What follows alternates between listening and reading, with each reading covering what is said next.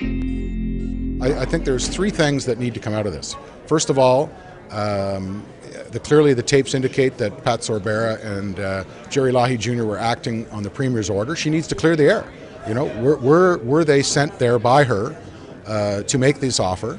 Secondly, will they step aside while the investigation takes place? And thirdly, we've called on an independent prosecutor to deal with the case. It's fairly simple. Those three things need to happen. Were you surprised that the Premier again today stood by Sorbera? Well, I couldn't, after reading the Chief Electoral Officer's report, let's face it, this is unprecedented. The Chief Electoral Officer for our province has never, ever brought a report or done an investigation of this type in the history of our province. So, I expected better from the Premier today.